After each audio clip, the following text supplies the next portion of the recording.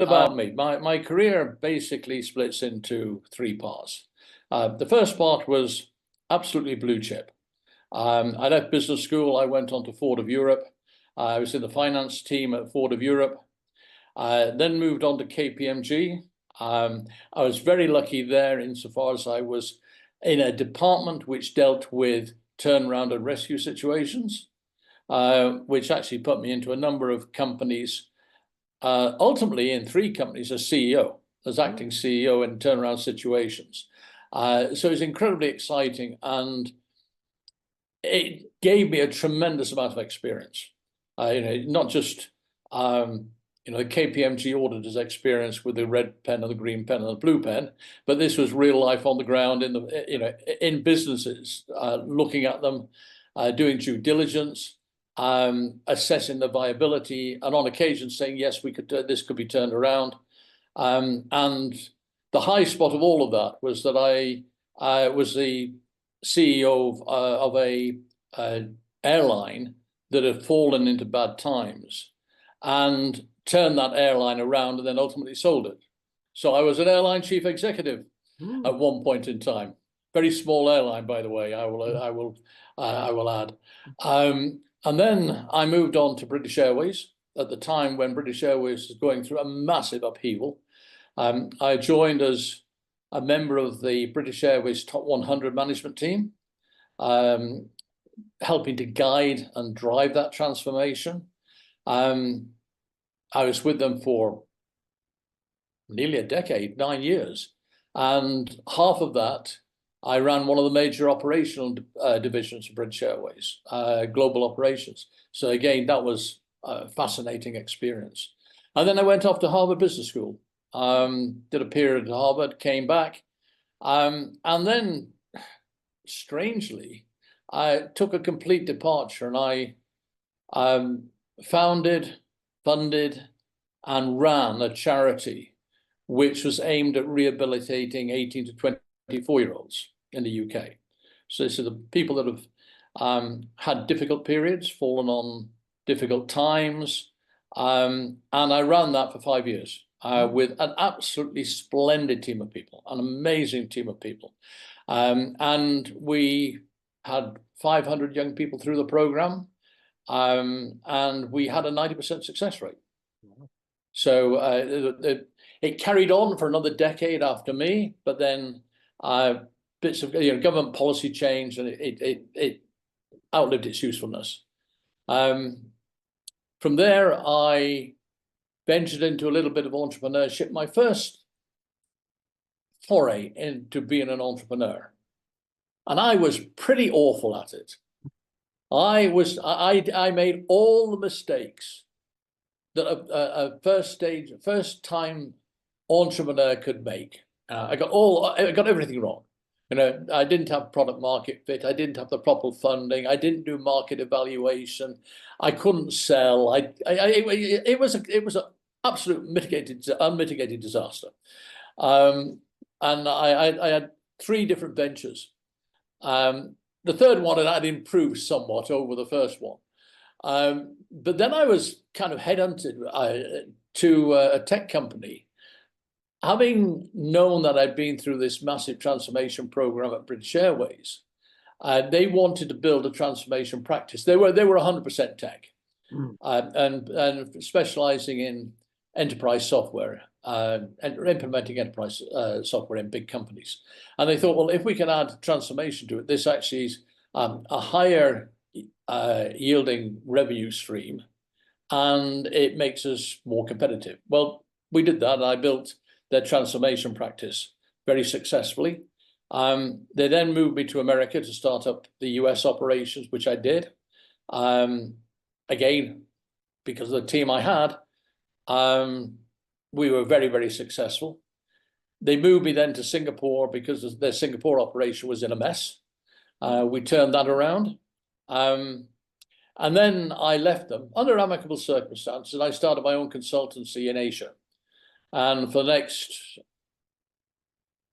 8 years, worked with clients in China, Thailand, Malaysia, Singapore, Dubai, Abu Dhabi, Hong Kong, and culminated in one of the biggest programs I've ever done, a $40 million program in Abu Dhabi, which I led. And when that period ended, I took some time out, and then started a marine services company in Singapore. I'd acquired a yacht, and this is not about the economics of yacht ownership. I could do another hour on that, but I needed somebody to repair it, and I couldn't find a reputable, viable, all trades company, so I set one up. And I ran that for a couple of years. Somebody came along and bought it, which was terrific. Then I moved back to tech and started a visual communications company, what today we call video conferencing, and we were pioneers in the development of desktop, laptop, mobile communications, and won many awards. Unfortunately, a health situation intervened, and I was hospitalized for a very extended period.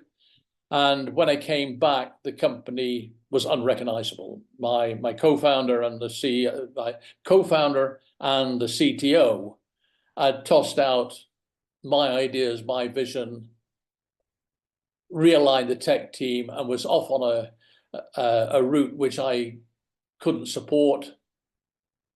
Is another lesson for entrepreneurs: be careful who you recruit. Yeah.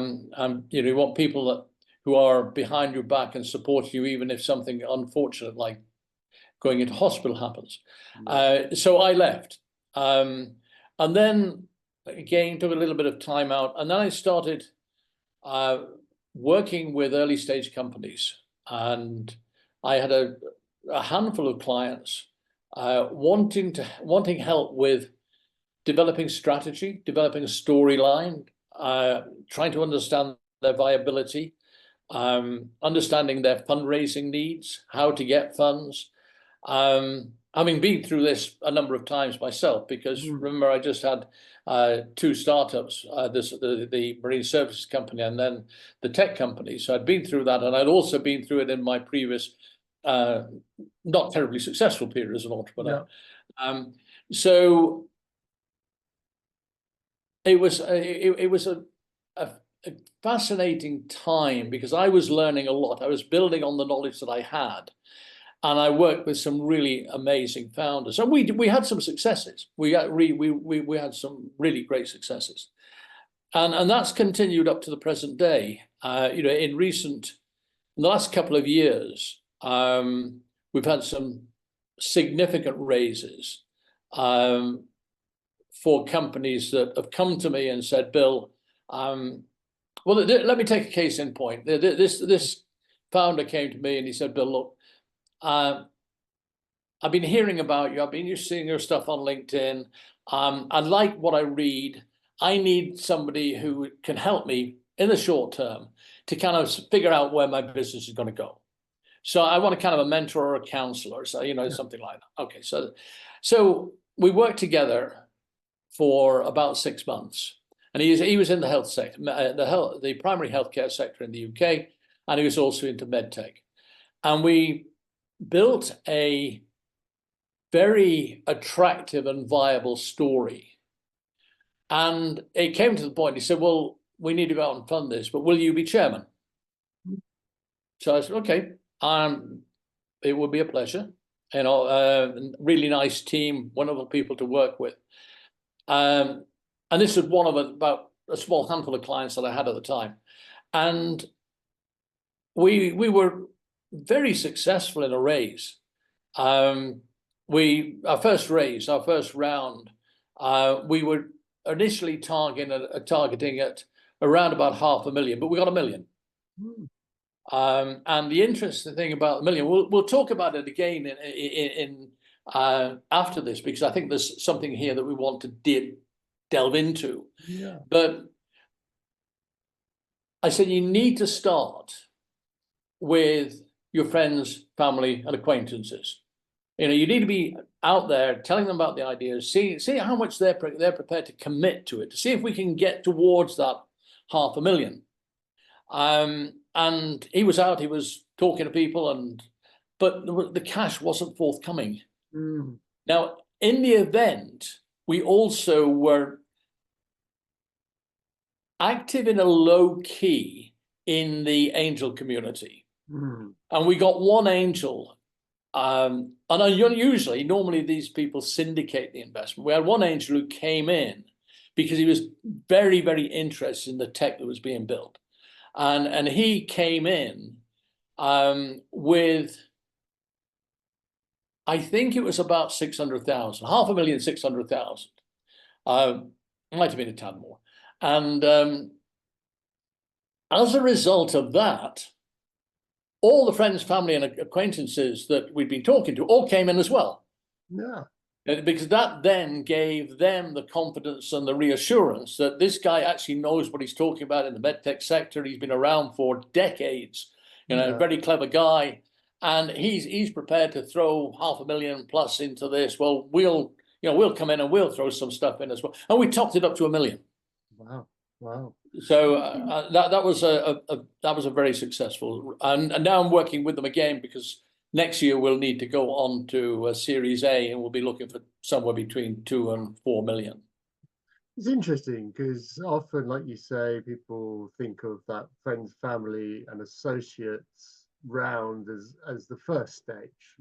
That's where you're most likely to get that funding, because the risk profile of angels and even venture capital is probably, they want to see traction, and they want to see something there. What do you think it was? Was it, we hear a lot about founder market fit versus product market fit.